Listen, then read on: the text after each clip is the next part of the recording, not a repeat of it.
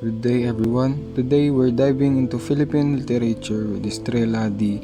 Alfon's short story Magnificence. Now, Alfon is one of the very first female writers in the Philippines who wasn't afraid to write about uncomfortable truths, especially about women, power, and everyday life. Honestly, when I first read this story, my reaction was, whoa, this feels real. It's short and simple, but emotions hit hard. So let's talk about what makes Magnificence such a powerful piece and why it still matters to us in 21st century. Here's a quick rundown of the story. It starts out pretty normal, and a man named Vincent offers to tutor the kids in the neighborhood. At first, he seems like a kind, helpful figure to someone the community trusts. But soon, his real intentions are revealed. He tries to abuse the trust, targeting a young girl just when the situation feels dangerous. The girl's mother steps in. She acts firmly, bravely, and immediately protects her child. And when I finished reading, I thought this is heavy, but also empowering. The story doesn't end with hopelessness. It ends with the mother's magnificence, her strength, her authority. That's what stuck with me the most.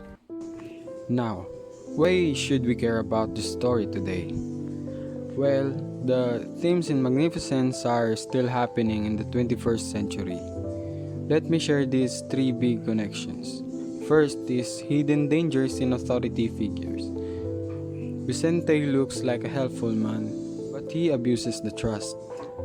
In our world today, this reminds us of people who hide behind positions of power. Teachers, bosses, and even influencers online.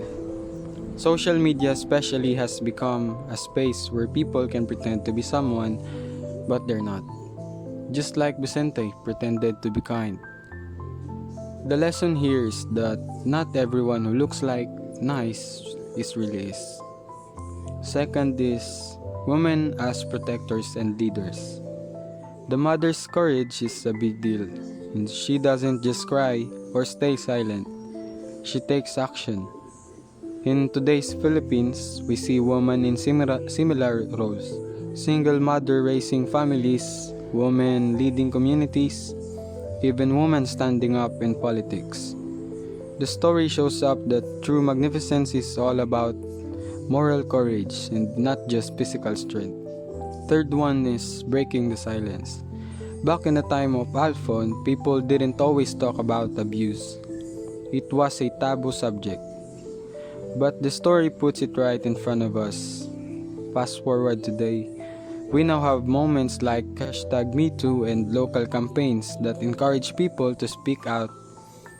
And Magnificence feels almost prophetic, like it already knew how important it would be to break the silence and protect the vulnerable. Let's zoom in on one literary device that makes this story unforgettable.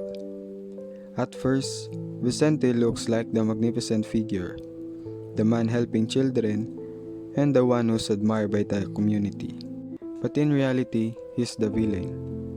Meanwhile, the mother, who we might overlook as just part of the background, becomes the true magnificent figure. This reversal is powerful.